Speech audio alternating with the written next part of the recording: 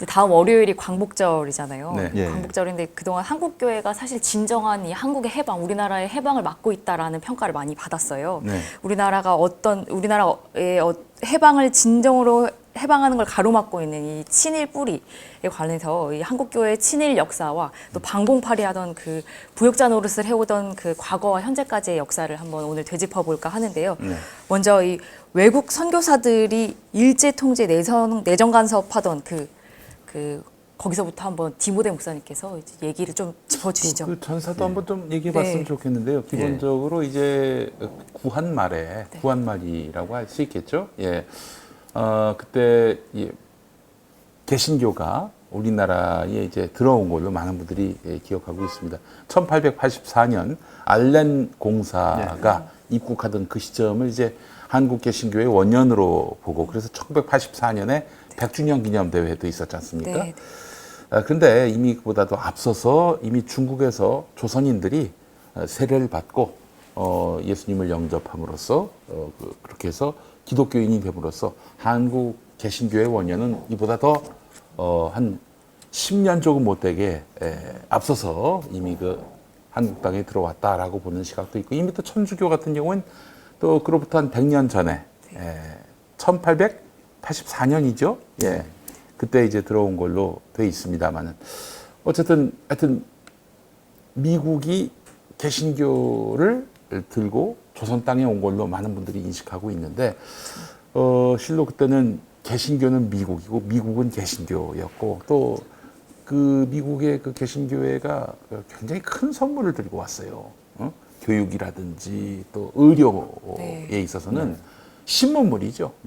그러니까 조선 땅에서는 정말 입이 딱 벌어지는 거예요. 야, 이 교육, 의료, 이 조선 땅에서 볼 수 없었던 전 근대적인 그런 뭐 훈장, 과거 시험 이런 것과는 차원이 다른 그리고 완전 서양 의술이 또 들어오다 보니까 수술도 가능하고 이런 일들이 사실 정말 처음 있는 일이었고 그래서 기독교는 개신교는 미국이자 미국은 축복이었다.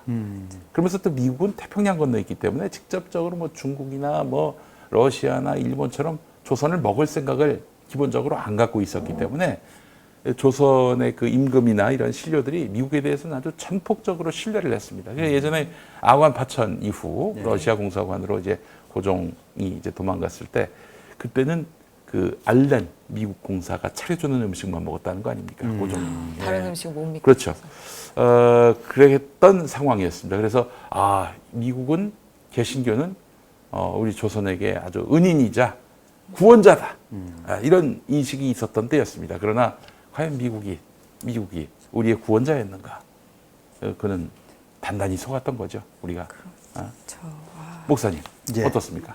그 말씀해 주신 내용을 토대로 저희 그 기독교인 분들이 좀 아셔야 될 지점이 뭐냐면요. 방금 이제 이사장님께서 말씀해 주신 내용 그대로 보면 그렇게 개신교, 특히 천주교 포함해 가지고요. 기독교 그 선교사들에 대해서 호의적이었는데 기독교 선교사들하고 일제랑 암암리의 직간접적인 그 합의를 본 내용이 있습니다. 일본 그 메이지 유신 전후로 해가지고요. 일본은요, 그 일본 엘리트 계층들을 이미 그 유럽과 미국으로 유학을 보내가지고요. 거기에 있는 서양 서구 문물들을 다 섭렵해가지고 다시 일본으로 돌아오게 합니다. 엘리트들을. 그래서 일본 그 엘리트 계층들, 메이지 유신 전후로 한 그 시대의 리더십 그룹들은요, 이미 이 조선반도의 그 조선 땅에 미국 선교사들이나 유럽 해외 선교사들이 오면 무엇을 가르치고 무슨 내용을 설파하고 어떤 식으로 선교 활동할지에 대해서 인지하고 있었던 상태입니다. 그러니까 얘네들 입장에서는 조선 총독부 입장에서는 이 외국 선교사들이 딱 하나 자기네들 일왕과 조선 총독부의 정책과 정치적인 것에 간섭해서 비판의 목소리만 안 내면 되는 거예요. 그렇지. 그러니까 이 당시에 왔던 외국 선교사들의 모든 선교 사업과 활동은 거의 구제 또는 그야말로 우리가 소위 그 교리적인 거 있죠. 예수 믿으면 천국 간다. 그렇지. 교회가 부흥돼야 된다. 그리고 어떤 그 사회에서 무슨 잘못이 발생했어도 이것을 내 탓이오 프레임으로 가다버립니다. 그러니까 일제가 동양척식 주식회사를 해서 토지를 강탈하고 온갖 말 같지도 않은 정책들을 펼쳐서 조선인들을 탄압하고 차별하고 착취하는 것을 보면 불만이 일어날 수 있잖아요. 근데 그 불만을 갖고 그 당시에 있었던 일제의 치하 가운데 일어나고 있는 구조적인 그 모순과 문제점, 착취 구조를 비판의식을 갖도록 하면은 요게 교회 목사나 신학교에서 요렇게 비판의식을 심어주면 요거는 어디로 흘러가느냐? 독립운동으로 갑니다. 그러니까 이거를 사전 차단하기 위해서 전부 내 탓이오라는 게 이제 물론 그때 나온 건 아니지만 예, 내 탓이오 프레임으로 모든 거를 개인의 문제로 귀결시키고 사회의 구조적인 부분을 보지 못하게 하는 거죠. 그래가지고 실제로 이 일제 때 그 교회 분위기에 출애굽기랑 요한계시록을 읽지 못하게 하는 것도 있었어요. 왜 출애굽기 못 읽게 했을까요? 출애굽기 내용이 뭔가요? 이집트 탈출하는 겁니다. 그렇지. 모세에 의해서 거. 해방이에요. 예, 예. 6월절이 우리나라로 치면 광복절이란 말이에요. 네. 그렇죠.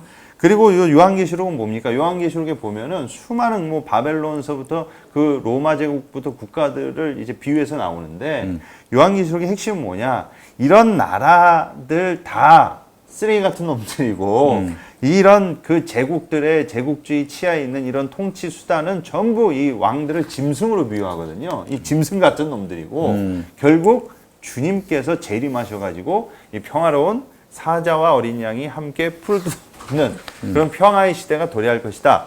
라는 내용을 담고 있거든요. 그냥 문자 내용 문맥상으로 보면. 그럼 일제 입장에서 보면은 출애굽기랑 요한계시록은 불온도서입니다. 그러니까 이러한 분위기를요, 이 당시에 조선 땅을 찾아왔던 선교사들과 암암리에 합의 본 사항들이 많았습니다. 그 또 뒷배경 하에 지금 우리 그 한국 기독교인들 분 중에 착각하고 계시는 분들이 많으신데 외국인 선교사들에 대해서 되게 좋은 부분만 알고 계세요.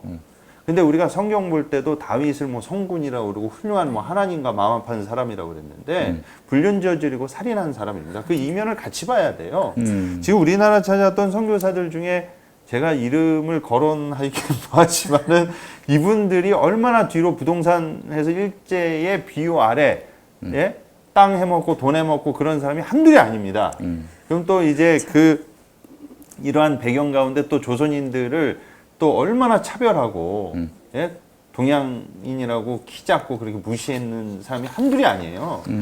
그러니까 이러한 배경을 어느 정도 인지를 하고 있어야 적어도 우리나라의 교회와 그리고 현재 이 정치권이 어떻게 이 친일의 역사를 뿌리를 두고 지금까지 커넥션이 연결돼 왔는지 이 시작은 일제시대 때부터 시작이 된다.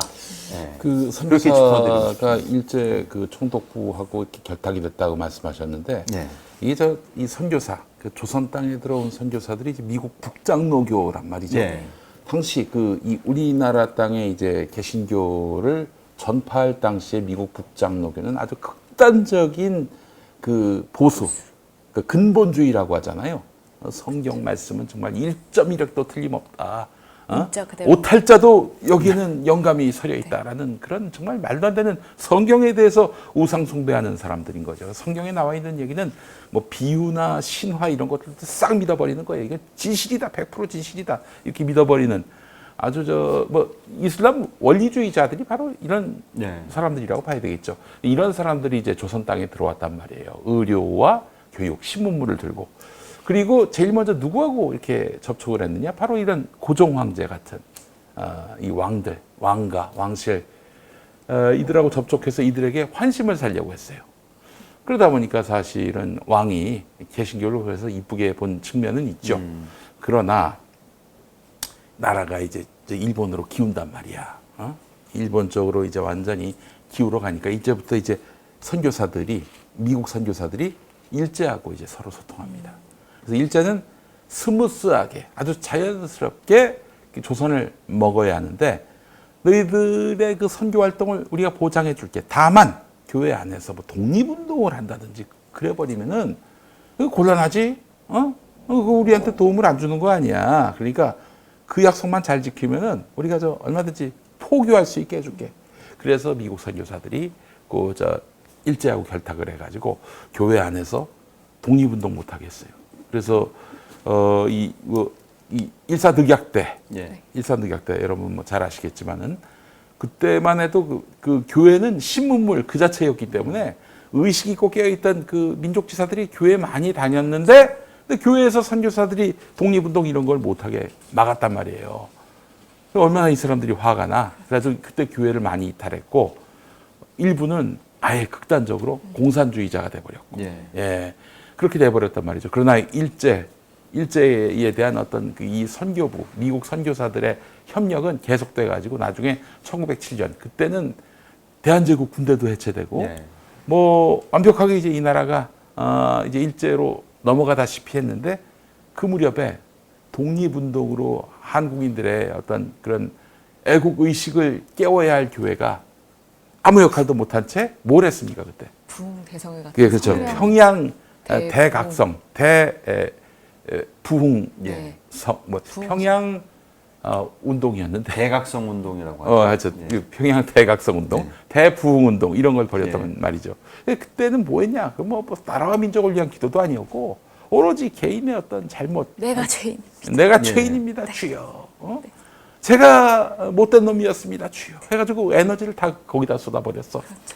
물론 저는 이렇게도 해석합니다. 당시 그렇게 사람들이 그 교회에 와가지고 회개 운동하면서 비로소 자긍심을 회복하고 그 중생의 체험을 함으로써 거기서 이제 축적된 새로운 삶을 살아야겠다. 중생의 맛을 보면서 결국 1910년 이 3.1운동의 주역으로서 한국개신교가 역할할 수 있었다라고 보는 입장이지만 당시 1907년 나라의 어떤 국권이 일제한테 넘어갈 때 이 교회, 미국 선교사들이 이끄는 교회는 완전히 이 조선 민중들 안에 독립의식을 다 그냥 예. 탈착시켜버린 거지.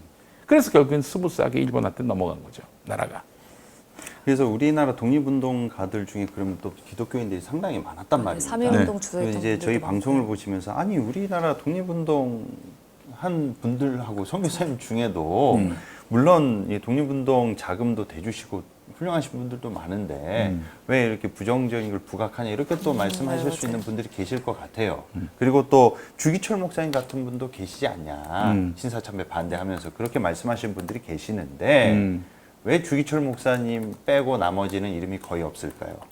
절대 다수는 부역을 했기 때문입니다. 그리고 일제강점기가 최대 넉넉 잡고 한 40년, 39년으로 보지 않습니까? 네. 이 과정 중에 독립운동을 지원해 주거나 함께 했던 모든 외국인 선교사들은요, 가차없이 싹 다 조선인일 경우 고문당해서 죽이고 외국인일 경우 추방시켜 버렸습니다.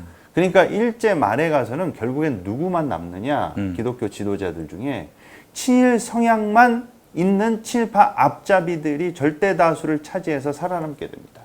그 이후로 해방을 맞았으니 이제 어떻게 분위기가 흘러갔겠습니까? 이승만 정권이 들어서고 또 미국 친미 성향을 갖고 있는 그런 사람들이 또 미국이 친일파들을 행정관료들로 대거 등용하지 않습니까? 그러니까 이러한 맥락 가운데 신사참배가 시작이 되게 되죠. 예. 그래서 한국교회는 1938년 말부터 1945년까지 우상숭배라고 하잖아요, 저희가. 신사참배를 이제 시행했는데 이때 가서 신사참배를 시행한 그 분위기나 정황이 가히 상상을 초월합니다.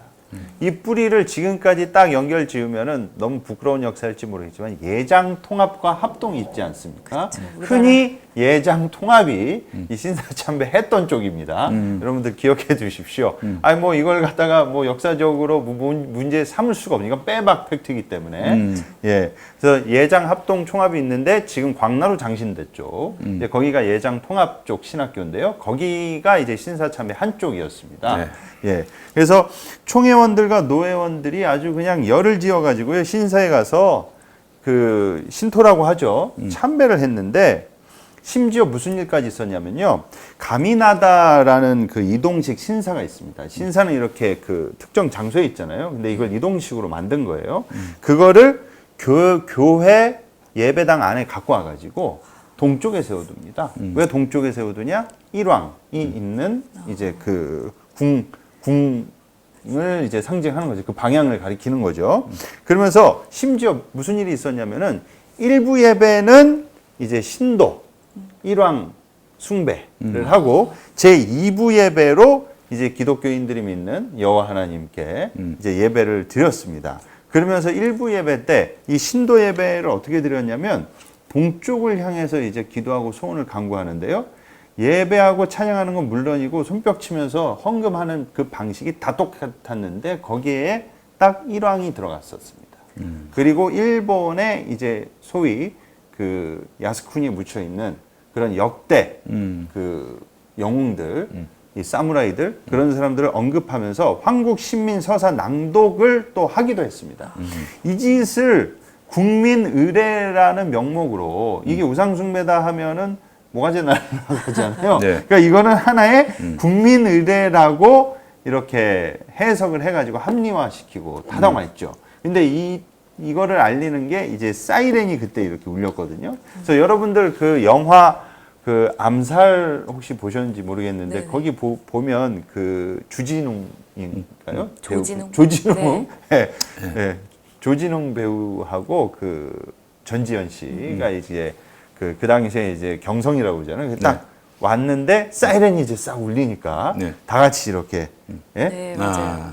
참배하는 네. 장면이 나오죠. 이게 바로 소위 이거를 가리켜서 이제 저희가 궁성요배라고 하거든요.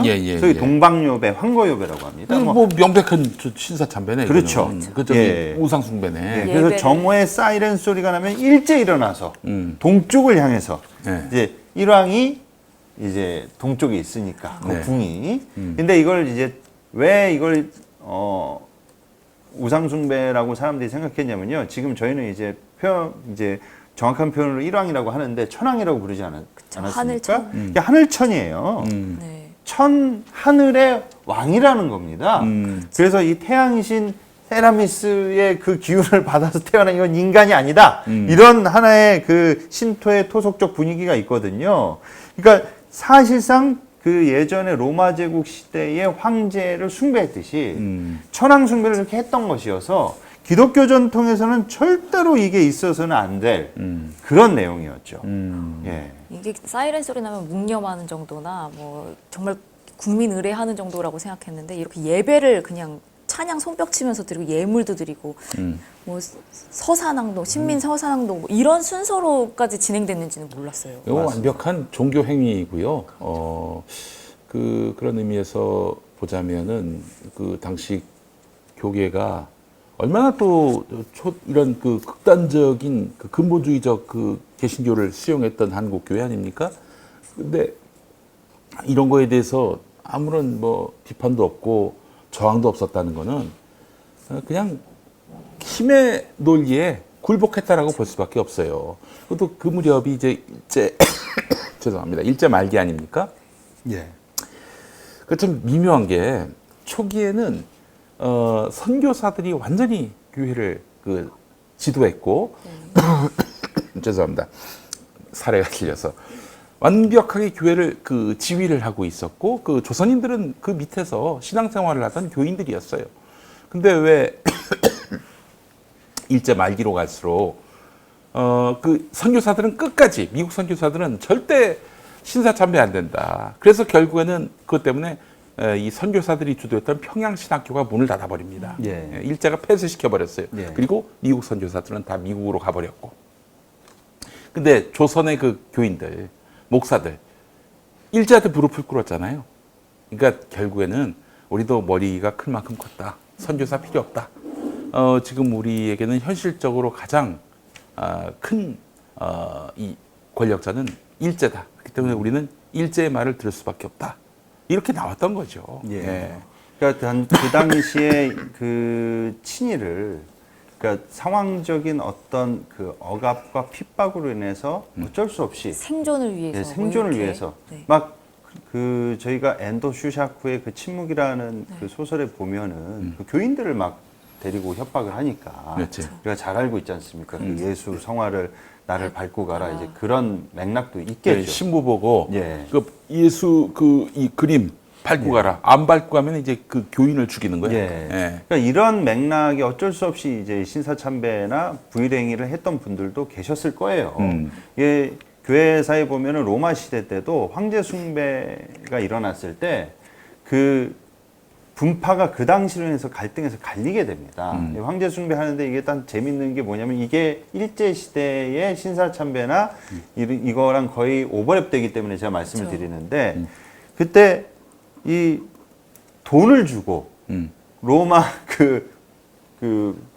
군사 쪽에 돈을 주고 로비를 해가지고 네. 우리 황제 숭배 이제 잡으러 오잖아요. 그럼 로비를 해서 살아나는 사람들이 있고 그리고 그 로마 제국 전체가 다 황제 숭배가 있었지만 일부 지역은 그 귀족층이 그 황제를 우습게 여기는 애들이 있었거든요. 그럼 걔네들은 그런 거를 좀 느슨했어요. 그럼 그런 지역으로 또 피신 갔던 사람들이 있었고, 그리고 또 돈도 없고 피신도 못 가고 이도저도 못 하고 뭐 갈 수가 없으니까 어쩔 수 없이 잡힌 사람도 있었고, 아니면 정말 신앙심에 의해서 난 구차하게 황제 숭배 거부하고 난 목숨 구원하지 않겠다. 그래서 자처해가지고 순교하신 분들도 계신단 말이에요. 근데 문제는 뭐냐? 자, 이렇게 이 여러 종류가 있지 않습니까? 로비해서 위기를 모면한 사람, 그리고 이동해서. 이동해서 모면한 사람, 그리고 어쩔 수 없이 당한 사람, 그리고 자처해서 순교한 사람. 이제 이 사람이 핍박의 시기가 딱 지나고 난 다음에 이 네 부류가 딱 만났는데 어떻게 됐겠습니까? 고문에서 살아난 사람들은 온몸이 만신창이가 됐죠. 네. 나 그때 우리 핍박당했을 때 당신 교회 버리고 떠났잖아. 그리고 넌 돈 주고 로비해서 살아남았잖아. 너는 그때 도망쳤잖아. 우리 부모는 죽었어. 우리 목사님 죽었어. 우리 뭐 교부님 죽었어. 감독님 죽었어. 그러면서 그 이후에 교단이 그냥 4분의 1로 갈라지거든요. 뭐 한국도 마찬가지입니다. 신사참배를 했던 계파, 반대했던 계파, 끝까지 순교했던 쪽, 그리고 친일 부역했던 쪽 이러면서 4분의 1로 갈라지는데 근데 결국 대세와 주류는 신사참배 한쪽이 어쨌든지 간에 주류를 이루는 게 한국 개신교의 현실이 되고 만 것이죠. 해방하고 한 7, 8년 동안도 지금 우리가 제일 진보적이라고 알고 있는 한국기독교교회협의회의 총무와 회장을 다 친일 인사들이 한 7, 8년, 10년 가까이를 다 친일 인사들이 맡았다고 하더라고요. 그렇습니다. 예. 예. 그래서 심지어 부일행위 중에는 그 끝판왕 클라이막스가 뭐냐면요. 그 조선 예수교 장로회 총회 그 회고록에 보면은 1937년부터 3년 동안 국방 헌금을 모아서 이 당시 교회가요. 국방 헌금. 예, 모아서 바쳤고 그 일제를 위한 기도회를 8,953회, 시국 강연회를 1,355회. 이것도 다 아주 디테일하게 기록으로 다 남겨놨습니다. 그리고 전승 축하회를 604회, 그리고 위문회를 181회를 치렀고요. 뿐만 아니라 심지어 1942년에는 조선 장로호라는 예, 해군함상 전투기 전투기. 이름 전쟁 쓰라고.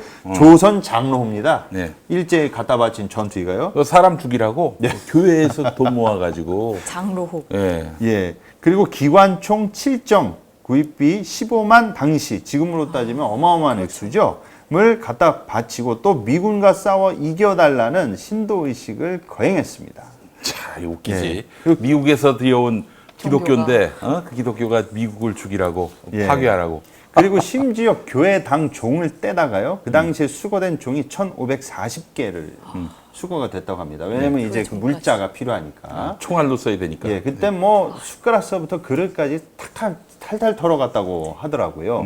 그래서 이런 거를 애국 행위로 둔갑을 시켰었습니다. 이런 친일 아이고. 행위를요. 지금 이게 예. 기독교가 탄압을 받아서 신도들의 생명을 잃게 생겼어서 생존을 위해서 이런 일을 어쩔 수 없이 한 게 아니라 가만히 보면 이 권력의 기생에서 예. 자기들의 어떤 세력을 넓히고 자기들의 기반을 쌓는 형식으로 둘이 기생을 하고 있다라는 표현이 적당할 아니, 근데 것 또 같아요. 재밌는 게 말이죠. 홍택기라고 당시 그 장로교 총회장 네. 이 사람은 나중에 이제 해방된 다음 뭐라고 해명하냐면은 그 막 항의하는 신도들 그 감옥에 들어갔다 나온 신도들이 막 뭐라고 하니까 어떻게 신사참배를 수용할 수 있냐? 당신이 목사 맞냐?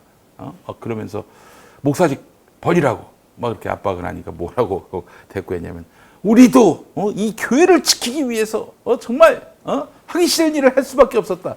이딴 소리를 했습니다. 예. 예, 그래요. 근데 아유. 이런 분들만 있던 게 아니고요. 일본인 중에 이런 일제의 제국주의 노선을 강력하게 비판하신 분도 계십니다. 그 대내적으로 알려진 우찌무라 간조라는 분인데요. 이분은 이제 대동아 전쟁 그 참여 반대를 했고요. 그리고 신사참배도 반대했습니다. 그러면서 일본이 자꾸 이런 식으로 가면 하나님이 불벼락을 내릴 거다라고 그렇지. 했는데 정말 나중에 불벼락을 불벼락을 맞았죠. 맞았죠. 예. 그래가지고 그것도 논란이 한때 됐었어요. 그래서 이분 제자로 알려진 게 뭐 흔히 보수 개신교에서는 이제 뭐 무교회주의로 알려져 있는데 김교신 선생님이라든지 함석헌 그리고 유다령, 송두영 이런 분들이 이 우찌무라 간조의 제자였다라고 저희가 알려진 분들이시죠. 네. 근데 이런 분위기 가운데 이제 문제는 뭐냐? 이런 친일에 앞장섰던 자들이 바로 우리나라 근현대사를 좌지우지하면서 특정 정치 세력에게 힘을 모아주고 위기에 처할 때마다 자진해서 나서가지고 부역했던 사람들이라는 겁니다. 대표적으로 이 대내적으로 알려진 사람 중에 한 사람이 김한란 김한란 박사라고 네, 있습니다. 이대 총장이죠. 예. 이화여대 총장. 그래서 이대 그 학생들이 그 좀 됐죠. 몇 년 전에 네네. 이렇게 시위를 해서 포스트잇을 붙이고 우리는 이런 부끄러운 사람 친일파를 인정할 수 없다. 이화인으로 인정할 수 없다라고 그 앞에다가 이렇게 동상 앞에다가. 예, 동상 네. 앞에다가 이 편말을 세워놨는데 그걸 또 학교가 철거를 했어요. 네. 그리고 이제 학교는 철거할 수 없다. 학생들은 철거하라. 그래서 아주 팽팽히 맞섰는데 이 김한란 박사는 친일 인명사전 그 종교인 편 그 개신교장 첫 장에 바로 왕따 신만하게 나옵니다. 네. 거의 A급이라고 보시면 돼요. 근데 이분이 뭐라고 했었냐면 이 기고문을 보면 그 두 문장만 한번 읽어드리겠습니다. 동아 10억의 민족을 해방하고 광명으로 인도하려는 도의의 전쟁이다. 그 일제의 전쟁을 관해서 대동아 전쟁을 가리켜서 이렇게 얘기를 하는 겁니다. 우리 추후의 반도 여성은 지금 이 도의 전쟁에 한 사람의 투사로서 가담하고 있다는 광영을 가졌다. 라면서 아시아 10억 민중의 운명을 결정할 중대한 결전이 바야흐로 최고조에 달한 이때 어찌 여성인들이 잠자코 구경만 할 수 있겠습니까? 싸움이란 반드시 제일선에서만 있는 게 아닙니다. 이런 의미에서 우리 학교가 앞으로 여자특별 연성소 지도원 양성기관으로 새로운 출발을 하게 된 것은 당연한 일인 동시에 생도들도 한국 여성으로서 다시 없는 특전이라고 감격하고 있습니다. 자, 이러면서 예. 보내려고 한 곳이 어디냐? 정신대입니다. 예. 지금 위안부로 알려진 예. 정신대. 종군 정신대. 위안부죠. 정신대 보내려고 좀 저렇게 장광서를 들어놓았어요. 예. A급이 많네요. 예. 와. A급이야, A급. 정말. 예. 그러니까 남성들은 군대로 가고 여성들은 위안부 가라는 소리입니다. 결론은. 그렇게 분위기를 조성한 거예요. 네. 근데 여기서 한 가지 소스로 제가 여러분들께 말씀드리고 싶은 거는 김한란 박사의 예, 활자를 빼고 앞에 김란, 김이 쇠 금자잖아요. 네. 그래서 금란 전도대를 만들어서 김한란 박사가 전도 활동을 펼쳤었거든요. 지금의 김홍도 목사, 돌아가신 김홍도 목사의 아들이 지금 세습해서 하고 있죠. 금란교회의 전신이 바로 이 김한란 박사의 금란 전도대입니다. 그래요. 예. 김홍도 목사에 대해서 또 말씀드리자면 그 예전에 그 노무현 정권 때였죠. 그 반미 집회를 하면 안 된다. 이 정부가 반미 노선으로 가면 안 된다. 그래서 시청 광장에서 예, 친미 집회를 열었던 대표적인 극우 인사 중 하나였고요. 참고로 또 말씀드리자면 이분이 삼형제입니다. 국도, 선도, 홍도 이렇게 삼형제가 있는데 한 분 더 있는 걸로 알고 있어요. 예, 건도. 예, 건도도 있어, 있는데 건도. 대중적으로 많이 알려진 분은 아니어서 예. 국도, 선도, 홍도 이 세 사람 다 한국교회 보수교회의 대형교회 목사들이고 또 동일한 그 키워드가 셋 다 세습해서 자식한테 물려줬다. 그렇지. 예. 어쩜 이렇게 결이 같은지 예. 예, 놀라울 따름입니다. 네. 예, 친일에서 이제 아주 가장 두각을 드러냈던 집안이네요. 그렇습니다. 그리고 예. 세습까지 네. 완벽합니다. A급 집안이 맞습니다. 친일까지는 모르겠고 예. 친미라고 친미. 좀 그렇죠. 아니, 뭐- 친일에서 친미로. 뭐 김한란하고 네. 뭐 기봉도하고는 뭐 저 인척 친인척 관계는 아니니까. 예. 예. 그래서 어쨌든 뭐 저 교회를 만드신 분은 친일이고 그 이후에 그 교회를 이어받은 김홍도는 또 이 성족이 들고 다니면서 친미 행각을 벌였던 사람이니 예, 뭐 정말 유유상종이라고 볼 수밖에 없어요. 예. 아, 이거 참 보면은 웃기지요. 이게 바로 그 이 잘못된 복음이 이식됐기 때문이라고 저는 생각을 합니다.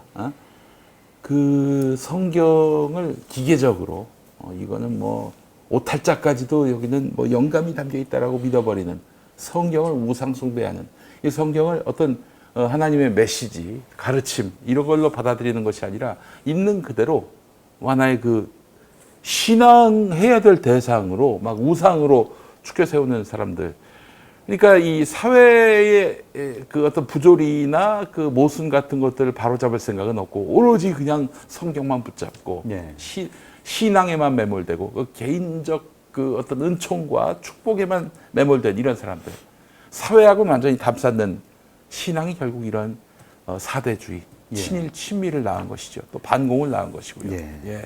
그래서 항상 이 기독교인들이 사회 문제에 대해서 건강한 시각을 갖고 또 비판하고 또 바로잡기 위해서 그래서 이 땅을 하나님 나라로 만들기 위해서 애쓰지 않는다면은 그렇다면은 그 사람은 정말 엄청난 그런 잘못된 신앙에 빠질 가능성이 있고 그런 사람들이 결국 또 이제 이런 몹쓸 목사한테 휘둘리고 지배당하고 이렇게 또 잘못된 길로 가는 경우가 많이 발생할 수 있다는 것이죠. 그 분명히 그 미국 선교사들한테 고마운 지점들이 있어요. 뭐 복음을 전달해줘 측면, 뭐 그리고 뭐 구제나 의료 사업에 있어서 분명히 기여한 점이 있는데 분명한 것은 이 복음이라는 것 자체가 한 사람을 자주적으로 자기의 삶을 주인되게 살 수 있는 어떤 그 진리를 전달해줘야 되는데 계속 노예로 만드는 복음만 네. 전달했어요. 그래서 결국 그 선교사들이 쫓겨났잖아요. 쫓겨났잖아요.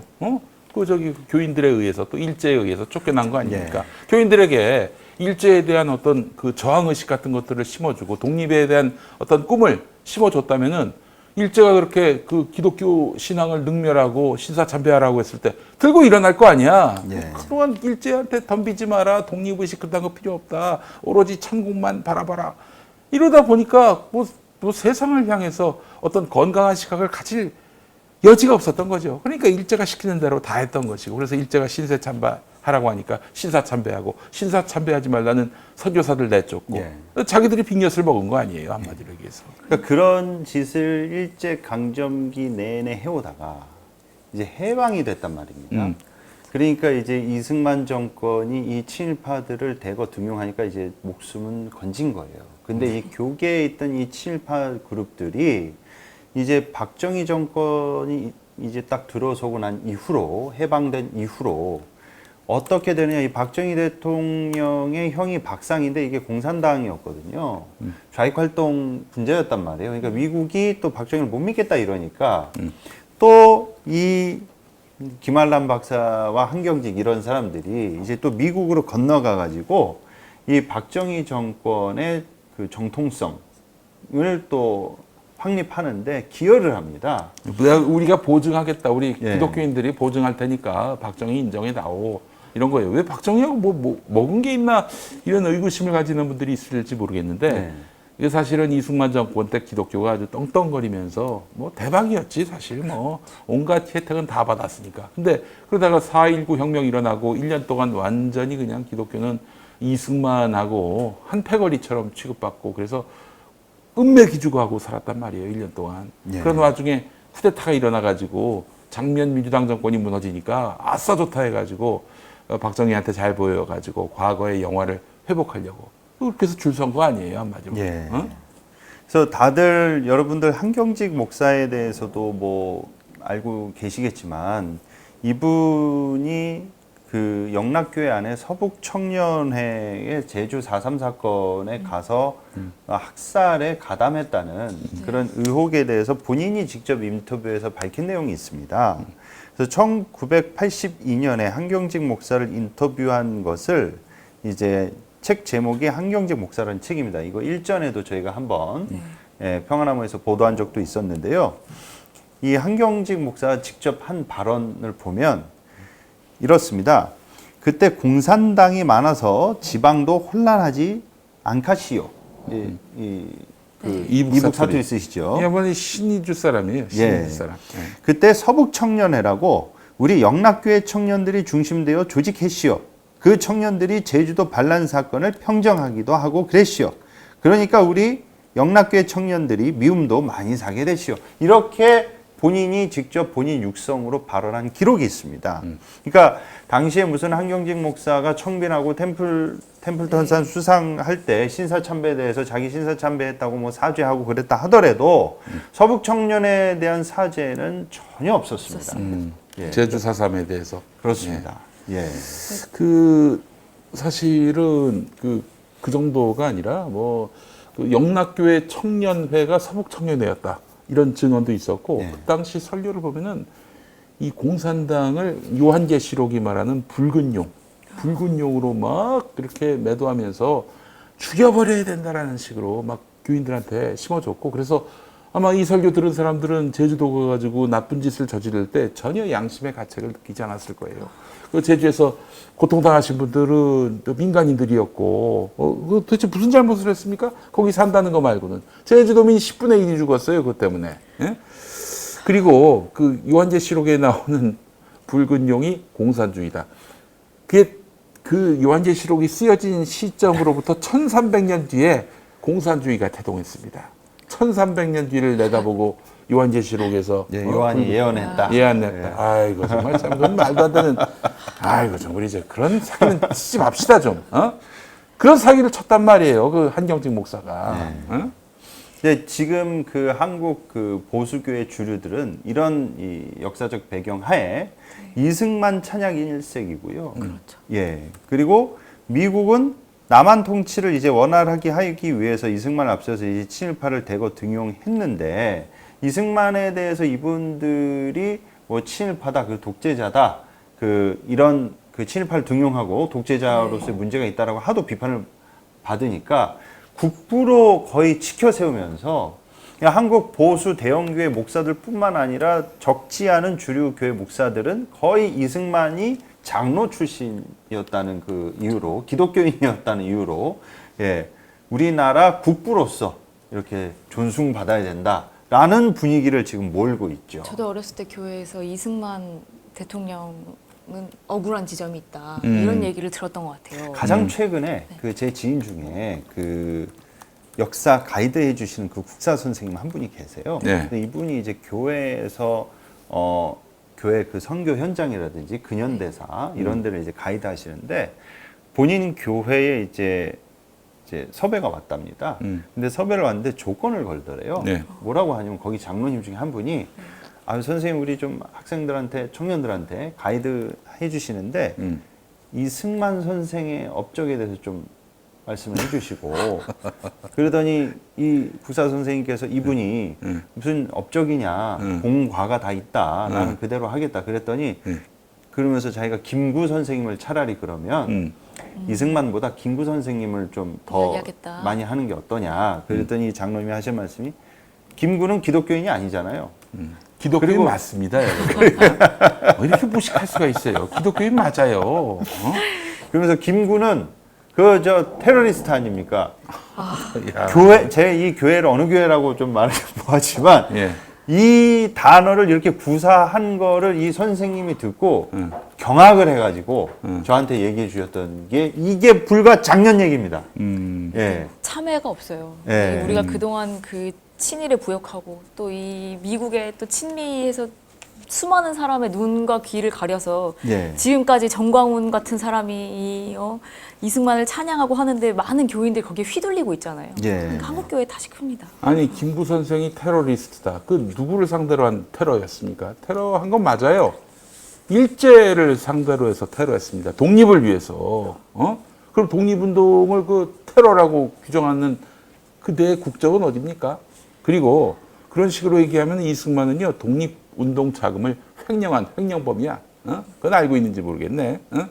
일생 태어나서 죽을 때까지 좋은 일만 한 줄 아는데 독립자금을 횡령했습니다. 다른 돈도 아니고 독립자금을 횡령했고, 그리고 쥐가 이제 대통령이 돼가지고 제주도민들을 그렇게 학살하고 살상하는 이거야말로 테러리스트 아니에요? 공권력을 동원한 테러리스트 아니야?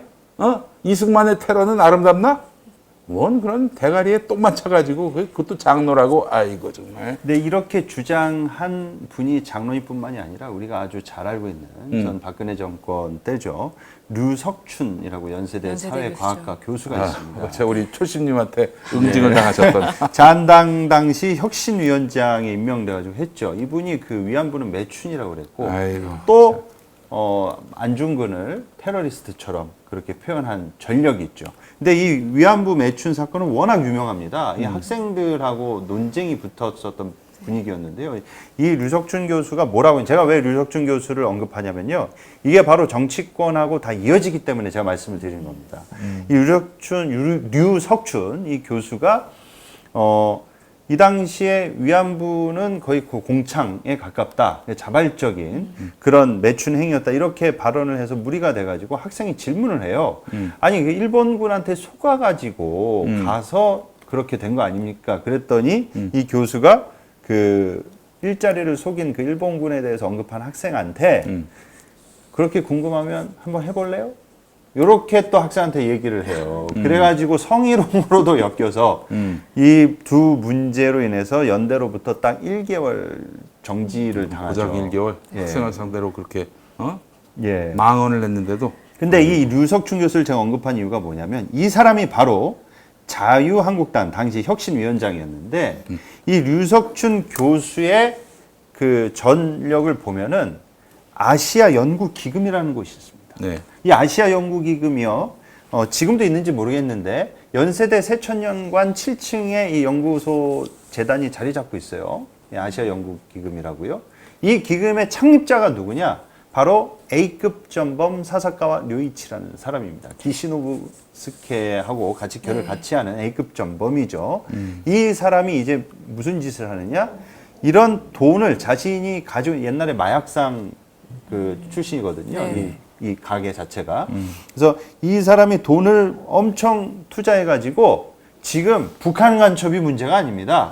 소위 일본 간첩이라고 그러잖아요. 네. 우리나라의 그 학자들 그리고 정치권에 이런 식으로 연구지원비라는 명목으로 지원을 해가지고 이런 쪽에 돈을 받고 지원을 받은 인간들이 바로 특정 정당에 기어 들어가가지고 한 자리씩 한단 말이에요. 그 특정 정당이 어디냐? 오늘 저 카이로스 제목이 친일 뿌리, 반공팔이 아닙니까?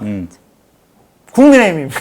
국민의힘입니다, 여러분. 이거는 역사적 팩트이기 때문에 정확하게 우리가 이걸 알고 이 정권과 이 당이 어떤 뿌리를 갖고 어떻게 이어왔는지 이 정도는 적어도 우리 기독교인들과 일반 시민들도 어느 정도 알고 계셔야 되지 않는가라는 생각이 듭니다. 일본 극우 자금이 정치권, 학계 그리고 뭐 시민단체를 자처하는 그런 쪽으로 많이 흘러 들어갔다는 얘기 들었어요. 얼마나 이 그 사사카 류이치라는 사람이 거의 파쇼, 그렇죠. 그 파쇼 아주 숭배자예요. 얼마나 그 정도가 심했냐면 무솔리니 빠였어요.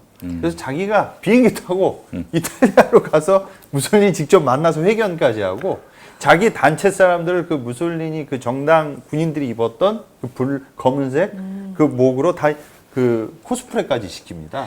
그런 인간이 세운 아시아 연구 기금의 돈을 받고 거기에서 직위까지 했던 교수가 류석춘이고, 이런 사람을 자기네 당의 혁신위원장으로 앉힌 게 바로 이 국민의힘 이 인간들이라는 거예요. 예. 아이고 참. 이게 종교에 국한되는 얘기가 아니라. 예. 하여튼 이 친일의 뿌리가 오늘 대한민국의 교회와 아주 긴밀하게 연결되어 있는 정도가 아니라 서로 이 꽈배기처럼 꼬여 있다라고 보시면 될 것이고, 그렇기 때문에 이 교회 안에서의 친일 청사는 매우 중요한 문제고요. 뭐 친일 청산만으로 친일이 정말 청산되겠습니까? 그러나 적어도 그 역사가 잘못됐다라는 것을 선언하는 것은 매우 중요합니다. 그런데 아직도 저기 감리교를 보면 이 정춘수 같은 사람이 뭐 그렇게 추앙되고 이런 친일파 아주 A급 친일파거든요. 뭐 과거에 그 교단에 뭐 좀 그 이름 있는 목사였다는 이유만으로 그렇게 추앙받고 친일 전력이 감춰지고 이런 일은 참 나쁘끄러운 일이고 우리가 친일 청산했잖아요. 지난 노무현 정부 때부터 시작해서 그래서 뭐 친일 역사가 있는 사람들은 다 그 나름대로 이 기록으로 남겨가지고 후대에 교훈으로 남겼는데 한국 개신교는 아직도 멀었습니다. 뭐 다행히 그래도 뭐 한국 기독교 장로회 같은 교단이 과거 이제 신사참배했던 것들을 사죄하고 반성하는 그런 일이 있었습니다만 그 차원을 좀 넘어섰으면 좋겠다는 생각이 네. 듭니다. 예, 그 좀 적극적이었으면 좋겠고 또 지나간 역사로 이렇게 덮기에는 너무나 그 죄악이 큽니다. 그리고 아까 지금까지도 영향을 미치고 있어요. 그럼요. 예. 그럼요. 그러니까 이렇게 불의한 역사가 승리했다. 그렇기 때문에 우리가 정의에 줄 서는 거 그거 해봐야 뭐 본인만 고생이다. 이런 암묵적인 교훈들이 이 한국 교회에 뿌리 내리게 되고 이로써 기회주의만 막 승승장구하는 세상이 된다니까요. 예. 그리고 주기철 목사와 관련해서 제가 이제 어디서 논문을 쓰기도 했는데 주 목사님은 항일 운동하신 건 아니고 예. 그분은 그냥 그 신사참배가 안 된다라는 어떤 우상 숭배가 안 된다라는 성경의 말씀을 지키기 위해서 자기 목숨을 내건 분인데 그분에게 독립정신까지 살아있었다면 얼마나 좋았을까 하는 그런 아쉬움, 안타까움이 있습니다. 그것까지 기대하기에는 좀 모자란 부분이 있었어요, 실제로. 하여튼 이 대한민국 교회가 이렇게 병들고 혼탁한 이유는 기회주의가 결국에는 승리한다라는 잘못된 교훈을 전통처럼 삼고 있기 때문입니다. 그렇기 때문에 지금 이 순간에도 잘못된 역사, 잘못된 사회 현실에 대해서는 바로잡는 일들을 계속해 나가야 됩니다. 과거 역사는 물론이고. 끝까지 책임을 물어야 돼요. 예. 이 평안나무가 영락교회 매년 편지 보내고 있잖아요. 네. 사과할 의사가 있느냐. 저희 창립한 이래로 그 매월 그 4월 3일 전에 영락교회로 이제 편지를 보내는 운동을 이제 전개하고 있어요. 처음엔 성명을 냈다가 네. 나중에 이제 뜨시는 분들이 이제 목사님한테 그 이제 편지 보내는 운동 사과하라고 네. 당신들이 그 과거 서북 청년회 때문에 많은 제주도민들 가슴에 대못을 박았는데 담임 목사 차원에서라도 이제 사죄해야 되는 거 아니냐. 근데 그렇게 하기 쉽지 않을 겁니다. 몇 대가 지나야 될 거예요. 예. 어쨌든 공공이 하지 않는다면 우리라도 나섰어요. 우리라도 나서서 끝까지 해야죠. 책임을 물어야 합니다. 이런 개신교인들이 있었다. 뭐 이 정도는 우리가 좀 흔적은 남길 필요가 있겠다는 생각이 듭니다. 예. 그래서 현 정권까지 어떻게 보면 친일의 그 뿌리가 이어지고 있고요. 그리고 반공파리는 똑같이 이명박 정권 때도 그랬고 그 박근혜 정권 때까지 그리고 현 정권에 이르기까지 이 반공파리는 단골 손님입니다. 그래서 쭉 이어지고 있는 듯한 분위기인데요. 한 가지 말씀드리고 싶은 거는 부패한 목사가 자신의 치부와 잘못이 공론화돼서 비판을 받으면 그것을 모면하기 위해 쓰는 단골 드립이 뭐냐면요. 자기가 어떤 성비위 행위 그리고 비리가 그 공론화가 돼서 비판을 받으면 물타기 할 수 있는 가장 좋은 방법이 뭐냐? 나를 비판하는 저 세력 뒤에 이단이 있다. 신천지가 있다. 막 이런 식으로 해서 위기를 모면하거든요.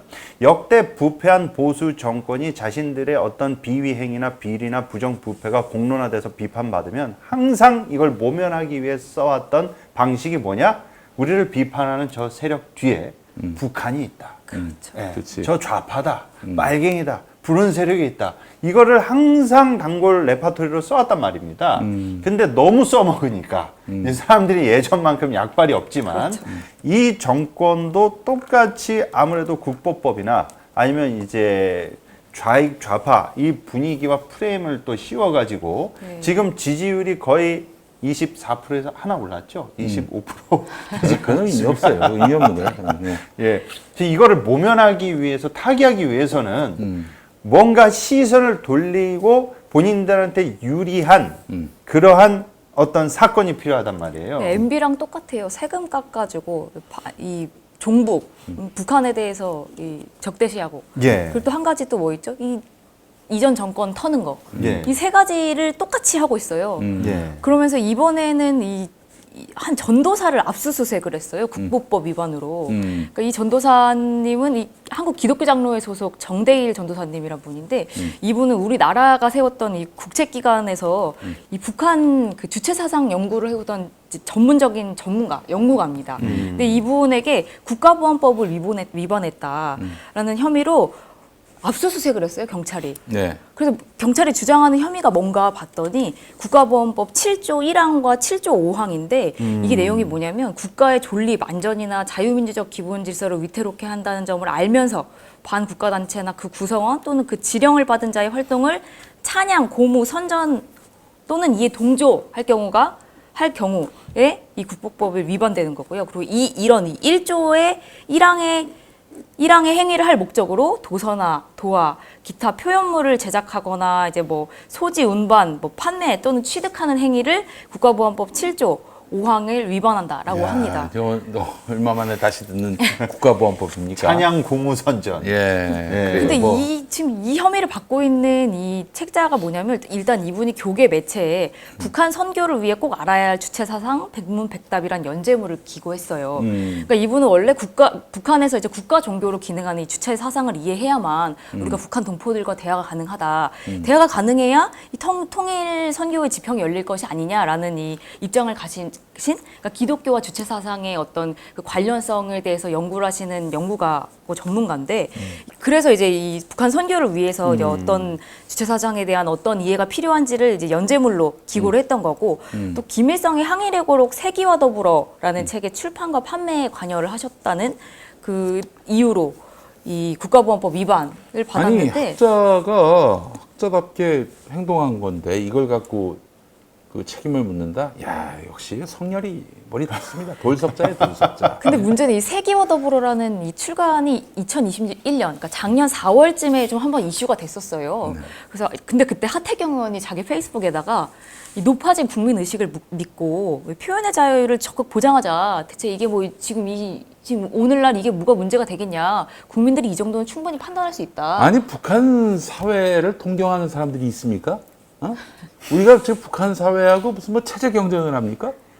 아니, 그런 북한 사회 연구는 있어야 될 거 아니야. 연구 목적으로. 그리고 또 뭐 무슨 뭐 북한의 뭐 지도 체제나 이런 그 정치 체제를 찬양하기 위해서 이걸 냈다? 그건 너희들의 뇌피셜이지. 아니, 국민들이 동의가 안 되는데, 국민들이 기본적으로 납득이 안 되는데 왜 니들끼리 그 뇌피셜을 펼쳐가지고 그렇게 위축을 시켜? 심지어는 국민의힘 쪽에서 부대변인이 이런 얘기도 했어요. 뭐 국민의식과 체제의 우월성, 그러니까 우리나라의 그 국민의식과 체제의 우월성을 믿고 국민에게 판단을 맡기자. 이게 지금 오늘날 무슨 문제가 되냐 이런 어조였던 거죠. 심지어는 보수단체가 이거는 판매, 배포 금지 가처분 해야 된다라면서 가처분 신청을 냈는데 법원에서조차 기각했어요. 그리고 대법원에서도 재항고를 하니까 이거 기각하면서 출판 판매가 합법이다라고 판결까지 내렸던 일인데 이 사건을 가지고 국가보안법 7조를 위반했다는 혐의로 압수수색을 한 거죠. 그런데 지금 이게 약간 압수수색이 벌어진 시점이 조금 수상하다라고 이제 기장 쪽에서 이야기하는 게 뭐냐면 다음 달 15일에 이제 헌법재판소에서 국가보안법 7조에 대한 공개 변론이 있습니다. 네. 그러니까 이 7조에 대해서 상당히 많은 이 이론들이 있고 이게 과연 지금 오늘날 필요한 법이냐라는 의견이 많으니까 공개 변론을 이제 연 거죠, 헌법재판소에서. 근데 이제 국가보안법을 유지시켜야 되고 이 7조를 유지시키려는 여론을 형성하기 위해서 의도적으로. 그렇죠. 의도적으로 지금 어떤 취한 액션이다. 그리고 또 이제 국정원의 대공수사권이 경찰로 이관되는 과정에서 국가안보수사본부 안보수사국장이었던 사람 김순호 치안감이 신설된 경찰국의 초대 국장이 된 거예요. 이것도 지금 공황정국 조성하려는 거 아니냐. 한 맥락으로 봐야 된다라고 기장에서는 분석하고 있는 거죠. 예. 그래요. 이렇게 그 통치 철학이 빈곤한 곳에서는요. 그렇죠. 남 탓으로 결국에는 이 국정을 운영할 수밖에 없어요. 이 빨갱이 탓이다. 이렇게 뭐 사회 전체를 공안 사회로 만들어 가지고 그래서 자기들의 빈곤한 통치 명분을 만들려고 하는 건데 정확하게 그 흐름대로 가고 있습니다. 이런 자들을 이런 자들한테 권력을 맡기면요 무슨 일이 벌어지냐면은 장기판 졸로 봐요 국민들은. 쟤는 우리가 지금 국면이 어려우니까 얘를 엮어가지고 범죄자로 만들어가지고 이렇게 해서 우리가 이 국면을 좀 타개할 수 있는 수단으로 활용하자. 전기판에 말 좀 본다니까, 졸 좀 본다니까. 이렇게 알아야 돼요. 윤석열이 같은 이런 친구들을 한테 권력을 넘겨주면은 이런 대접을 받게 돼 있습니다. 언젠간 당신 또는 당신의 자식들이 이렇게 장기판에 졸로서 이용당할 수 있다니까. 하다못해 뭐 그런 건 없다 하더라도 무슨 큰 물난리가 나면은 지켜주지를 못해. 이런 놈들을 한테 권력을 맡겨가지고 손해를 보고도 그래도 나중에 또 찍어. 아유 이거 진짜 머리가 있다고 볼 수 있습니까 이건? 뇌를 어디 갖다 버렸나 봐. 뇌가 고장났습니까? 뇌가 콘크리트예요?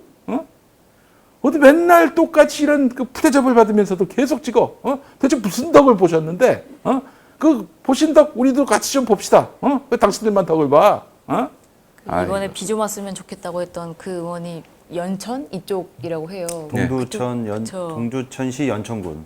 예. 그쪽이면은 거의 다 빨간색 나오는 그쪽 지역이죠. 아니 그러니까 늘 그렇게 자기를 찍어주니까 뭐 다음에 또 공천받아 나가면은 뭐 오늘 이 말 한 게 뭐 문제가 되겠냐 아마 이 생각할 겁니다. 내가 말 한마디 잘못하면 내 정치 생명이 끝날 수 있다.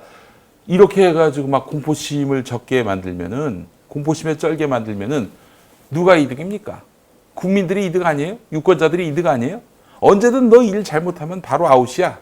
이런 교훈을 심어주는 게 국민들에게 이득인데 이 정말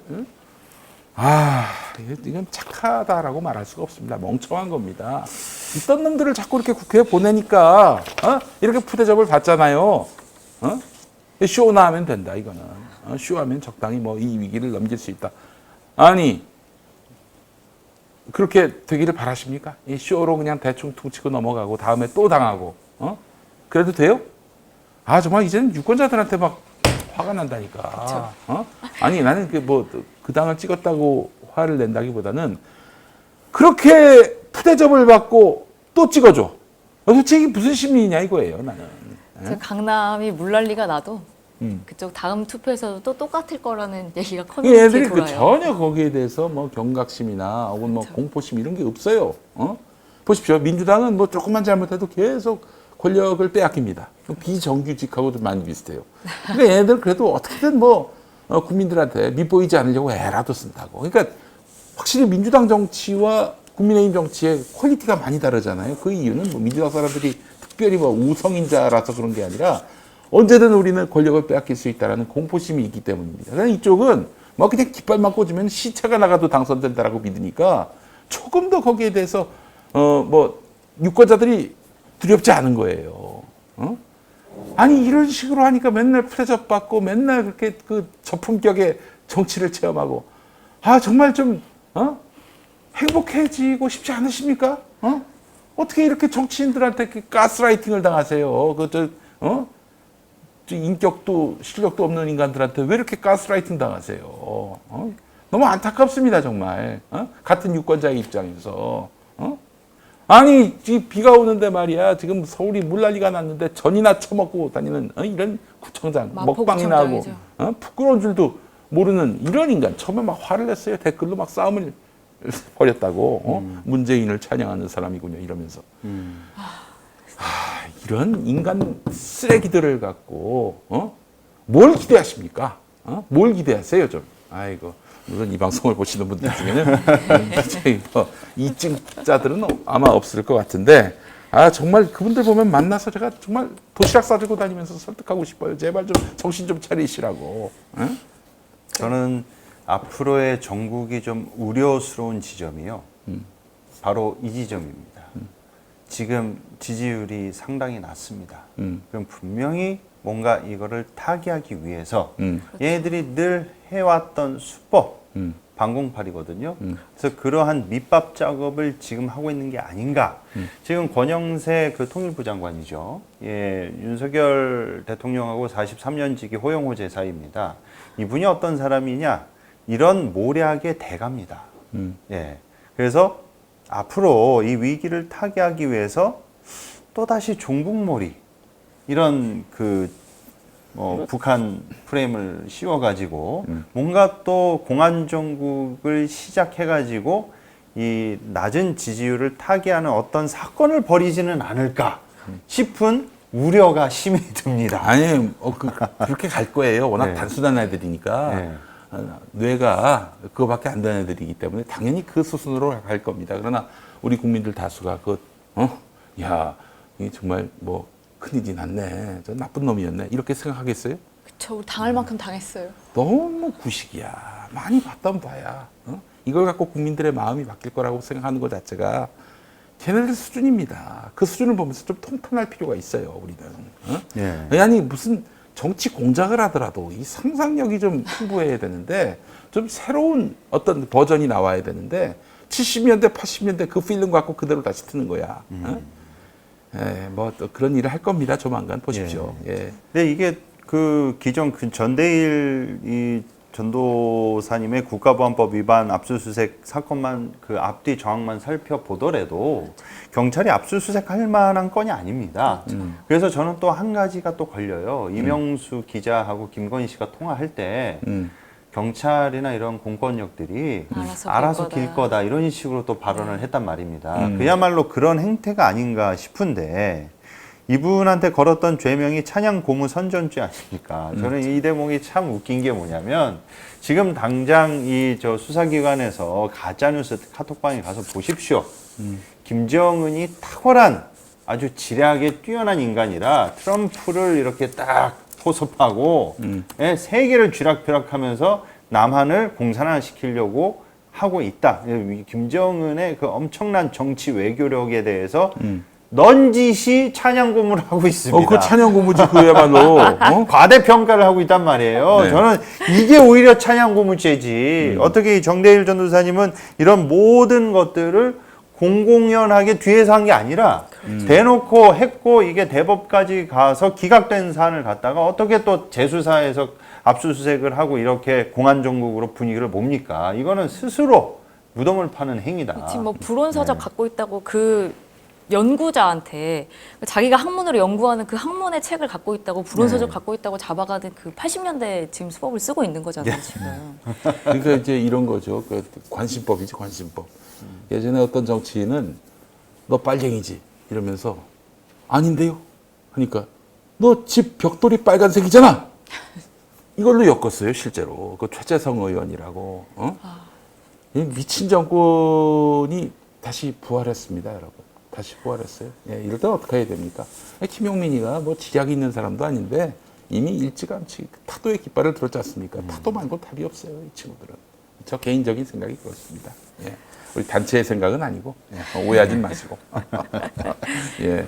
어쨌든 이런 친일 뿌리 또 반공파리하는 이 정권과 우리가 이제 이별해야 될 것 같아요. 분명하게 선을 긋지 않는 이상 우리가 계속 이 프레임에 계속 넘어가고 또 우리는 또 계속 서로 싸우고 서로 미워하고 결국에는 이런 그 레퍼토리를 계속 겪어 나갈 것 같아요. 네. 이 과정 중에 한국교회의 참여가 필요합니다. 그동안 친일 뿌리, 친미 그리고 반공에 얼마나 부역했습니까? 우리가 참여하는 심정으로 이번 정권과 이별하는 그런 날까지 한국교인들이 좀 깨어있어야 되지 않을까. 우리 이제 한국 개신교의 가장 큰 문제가 가스라이팅이라고 우리 평화남은 생각하고 있기 때문에 가스라이팅과의 전쟁을 벌이고 있지 않습니까? 예. 또 가스라이팅에 시달리는 분들을 회복시키고 또 치유하기 위해서 기독교 치유센터가 또 준비 중이고요. 김디모데 목사님 주도로. 이게 분단 논리도 아주 우리 국민들을 심각하게 가스라이팅 시킨 겁니다. 이 분단 어르신들은 반공에 취하신 어르신들은 어떤 말로도 음. 이 설득이 안 돼요. 예. 보여줘도 그렇지. 뭘 들려줘도 설득이 안 됩니다. 이분. 그러니까 윤석열 후보가 그 대선 당시에 신천지 뭐 개입 연루서부터 온갖 구속서부터 뭐 김건희서부터 뭐 그렇죠. 주가 조작이니 신천지니 뭐 본부장 비리서부터 5만 개 다 나와도 오로지 그냥 반공, 예? 북한하고 대립각 세우는 그 지점 하나 보고 그냥 몰표 준 거 아닙니까? 실제로 또 그렇게 국민들한테 그 교인들한테 그렇게 공포심을 심어준 거 아니에요? 예. 북한이 만약에 남침해서 남한 사회를 장악하면은 교회는 없어진다. 교인들은 다 잡혀가서 뭐 총살당한다. 그렇죠. 이게 진짜 60년대, 70년대까지 통했던 얘기입니다. 가능성 없고요. 아니 지금 중국이 있고 미국이 있는데 무슨 수로 북한이 남한을 쳐들어와 가지고 장악합니까? 가능하지 않은 얘기예요. 또 경제력 비교를 해보자고요. 그게 가능하겠어요? 우리가 전에 40분의 1이었는데 북한이 40분의 1이었는데 우리 경제력에 지금은 더 벌어진 걸로 알고 있어요. 네. 나중에는 그래서 이제 그 시대가 바뀌고 그래서 더 이상 이런 그 빨갱이 공포심 조장 이게 불가능해지니까 나중에는 뭘 갖고 또 공포심을 조장합니까? 이슬람, 예. 동성애. 예. 정말 참 이게 뭔가 공포심 그 뭐 공포를 심어줄 논리가 없으면은 존재할 수 없는 교회로 만들어 버렸어요. 가스라이팅이 상시적으로 가동되는 교회로 만드는 거예요. 내가 교회를 안 나가면은 나는 어떻게 될지 모른다. 라는 공포심 이런 걸로 계속 교인들을 혹세무민을 해왔던 겁니다. 그래서 지금의 많은 한국 교회가 가스라이팅으로 결국에는 교회를 유지하고 있다라는 생각이 드니까 너무 서글퍼지고요. 예? 아니 인간을 해방시켜야 하는 게 교회인데 인간을 더 옥죄고 있어요. 그리고 세뇌시키고 있어요. 이런 교회가 존재할 필요가 있습니까? 예? 그런 생각이 들었습니다. 예. 의식 있는 분들이 계속해서 이 친일의 뿌리를 뽑고 이 반공파리의 뿌리를 뽑을 수 있도록 끝까지 책임을 묻고 또 가스라이팅 당한 분들이 회복될 수 있도록 함께 애써 주셔야 가능하지 않을까 예, 생각이 가스라이팅에서 헤어나와야 이제 목사가 너 아무개 당 찍어, 아무개 당 찍지 마, 아무개 후보 찍어, 아무개 후보 찍지 마. 이 말이 안 통합니다. 가스라이팅이 사라진다면은. 평화나무가 그 운동을 벌이는 이유가 여기 있어요. 그 목사 말만 들으면 뭐 무조건 아멘 아멘. 보십시오. 지난번에 공동회의 운운했던 그 전광훈이 아들한테 세습하겠다. 그래도 아멘. 이거 먹고 나를 수도 있는데 아멘 그래도 된다고. 이거 진짜 미친 거 아닙니까? 이런 교인들을 바로 잡지 않는다면은 이건 정말 교회는 이제 사회의 해악이 될 수밖에 없기 때문에 평화나무가 열심히 또 앞으로 활동을 하겠습니다. 여러분 이쪽이군요. 이쪽 이제 계좌 보이시죠? 예, 좀 많이 도와주시면 감사하겠습니다. 예, 정말 한국 사회의 그 건강성 회복을 위해서 불철주야 노력하겠습니다. 여러분 많이 도와주시기 바랍니다. 옳은 소리를 내시는 분들이 많아요. 그런데 이렇게 현장에서 직접 끝까지 책임을 물으며 싸우는 단체는 평화나무가 유일한 것 같고 또 이렇게 가스라이팅 당하신 분들에 대해서 문제를 제기하시는 분들은 많지만 또 비판하시는 분들은 많지만 이렇게 이분들을 직접 회복시키기 위해서 발로 뛰시는 분들은 평화나무가 유일하지 않을까. 광야님이 해방신학은 위험합니다라고 하셨는데 아니 사람을 해방시키는 게 해방신학입니까? 뭐 좀 잘못 알고 계시는 것 같은데 사람을 해방시키는 거는 교회가 사람을 해방시키는 거는 상식입니다. 사명입니다. 좀 뭐 알고 좀 그 말씀하셨으면 좋겠습니다. 해방만 나오면 해방신학 자유만 얘기하면 자유주의신학. 아유 정말 참 대단합니다. 대단해요. 모든 게 회로가 그렇게 돌아갑니까? 예. 평화나무가 제공하는 수요사경회를 추천드립니다. 그 해방 신학의 시초를 또 그 개신교나 또 심지어 안병무 선생님으로 알고 오판하고 계신 해방 신학은 분들이 남미에서 왔어요. 해방 남미에서. 신학은 아유 좀 천주교에서 나온 겁니다. 김건희처럼 검색이라도 해봐요. 김건희처럼 검색도 안 해놓고 그냥 뭐 어디 얄팍한 짓 갖고 떠들지 좀 말고. 예. 자, 오늘 8.15 광복절을 앞두고서 우리 한국교회가 부역했던 이 친일 역사와 그리고 반공팔이 여전히 써먹고 있는 이 정권에 대해서 살펴봤습니다. 두 분 어떠셨어요? 또 한번 짚어본 역사를 보시면서. 그 국사 선생님이 이제 농담으로 인터넷에 온 짤방 스토리 중에 이런 게 있습니다. 학생이 역사를 배우기 싫어하는 거예요. 그랬더니 너 일로 와봐. 그랬더니 정수를 뚝배기를 탁 친 겁니다. 왜 때려요? 그러더니 한 10분 뒤에 다시 일로 와봐 한 겁니다. 그래서 또 때리려고 하니까 이제 피하더라고요. 이래서 네가 역사를 배워야 되는 것이다. 라고 이렇게 참교육을 시켜주셨다는. 그러니까 왜냐 이게 되풀이 되잖아요. 그러면 똑같은 비극이나 이런 것들이 반복되지 않고 역사를 통해서 성찰과 반성과 교훈을 얻어야 되는 것이죠. 그래서 저는 예전에 전우영 교수님께서 해주신 그 띵언이 잊혀지지가 않습니다. 그분이 그러셨습니다. 한 식당에 가서 음식을 먹는데 거기서 팔이나 뭐 이물질이 나왔다 이거예요. 한 번 나오고 두 번 나오고 세 번 나오고 여러 번 나왔으면은 그 음식에 문제가 있는 게 아니라 그렇지. 맞아. 그 식당에 문제가 그렇죠. 있는 건데 식당을 갈아야 된다는 것이죠. 근데 이러한 아주 단순한 교훈이 왜 우리 정치권에 대한 시각과 관점에서는 특히 그리스도인이라는 이 기독교인 분들 그리고 또 많은 분들이 왜 이 지점에 대해서 좀 역사로부터 교훈을 얻지 못하실까 그런 아쉬움도 있습니다. 물론 생계가 바쁘신 분들은 언론을 통해서 얻을 수 있는 정보나 내용이 한계가 있기 때문에 얼마든지 이렇게 휩쓸리실 수도 있죠. 호도당하실 수도 있어요. 그러나 우리가 좀 더 우리 정치가 대의민주주의에 있어서 그냥 국회의원들한테 맡기고 정치인들한테 맡기고 난 그냥 신경 안 쓴다. 이게 아니라 내가 주인으로서 시민의식을 가지고 내가 이 나라의 주인이다. 그리고 이 정치의 주인이다라고 해서 내가 지지하는 후보가 어떻게 걸어왔고 그 정당이 어떠한 역사적 맥락 속에 지금 현재 위치에 오게 됐는지 왜 비 좀 내렸으면 좋겠다. 사진 찍기 좋겠다라고 말하고 그 얘기를 하니까 장난이었다라고 말하고 그걸 갖다가도 비판의식 없이 비안 오니까 좋잖아라고 얘기했던 대통령 측근이라고는 윤핵관 권성동 의원의 발언과 이러한 맥락들이 지금에 왜 이렇게 나오게 됐는지 그 흐름을 좀 보셨으면 하는 바람입니다. 저희가 지난 얘기를 하면서 오늘 얘기를 한 거죠. 오늘날 얘기하는. 그 뭐 저기 오늘 보니까 이재용 그리고 신동빈 사면됐습니다. 그럼 결국 부자라서 사면된 거예요. 부자라서 면책이 된 겁니다. 예. 대한민국이 무전유죄의 세상이 되는데 기여하신 윤석열을 찍으신 분들 이런 세상을 원하셨습니까? 법이 이렇게 사람에 따라 달리 적용되는 세상을 바라시고 찍으셨어요? 이렇게 해서 무슨 덕을 보셨어요? 정의와 공의는 말이죠. 뭐 저기 저 정치적으로 저 사상이 뭐 특정 당에 쏠린 사람들이 추구하는 게 아닙니다. 그렇죠. 우리 자신을 위한 거예요. 나 자신을 위한 거라고요. 법 앞에 만인이 평등해야 하는 건데 만 명만 평등한 세상. 아니 예를 들어서 이제 자기 자식이 말이야 힘 있는 자식들에게 밀려가지고 그 힘 있는 자식들은 숭숭 다 피해가는데 본인 자식은 감옥 가가지고 3, 4년씩 살아봐.